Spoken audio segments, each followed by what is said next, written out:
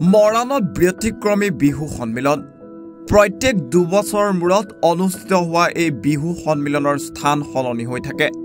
যোৱাবাৰ অনুষ্ঠিত হৈছিল জজলি পাঁচালিত। এইবাৰ দ্বাদশ বাৰ্ষিক বিহু সন্মিলনী অনুষ্ঠিত হৈছে কচুমাৰী গাঁৱত। অহাবাৰ অনুষ্ঠিত হ'ব বৃশ্যামপুৰ গাঁৱত।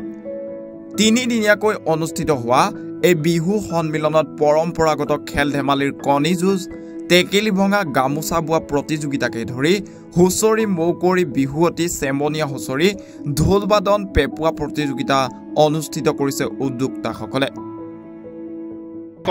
কচুমাৰী যুৱ সংঘ আৰু পুথিভঁৰালৰ জাতিকাষৰীয়া 22 গাঁৱৰ ৰাইজৰ সহযোগত আজিৰপৰা কচুমাৰী ৰাজহুৱা খেলপথাৰত দ্বাদশবাৰ্ষিক কেন্দ্ৰীয় বহাগী মহোৎসৱখনি উদযাপন কৰা হৈছে। ৰাতিপুৱা পতাকা উত্তোলন হ'ল, শ্বহীদ তপন হ'ল, স্মৃতি তপন হ'ল। তাৰ পাছতে আমাৰ আজি প্ৰতিযোগিতাসমূহ আমি পৰিচালনা কৰি আছোঁ। এই ক্ষেত্ৰত আমি সকলোৰে সহায় সহযোগিতা কামনা কৰিছোঁ। বিশেষকৈ 9 তাৰিখৰ দিনাখন অসমীয়া জনপ্ৰিয় কণ্ঠশিল্পী জুবিন গাৰ্গে আহি আমাৰ ইয়াত গীত পৰিৱেশন কৰিবহি। সেইদিনাখন আমি সকলোকে শান্তি শৃংখলা বজাই ৰাখি অনুষ্ঠান উপভোগ কৰিবৰ বাবে অনুৰোধ জনাইছোঁ।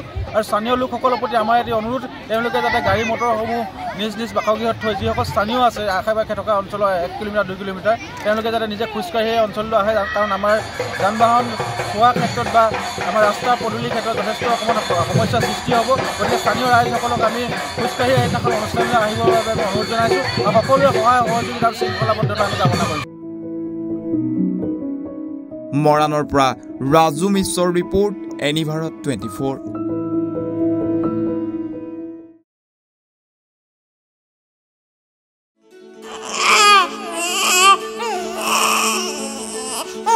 অভিনন্দন, আপোনাৰ এজনী ছোৱালী জন্ম হৈছে।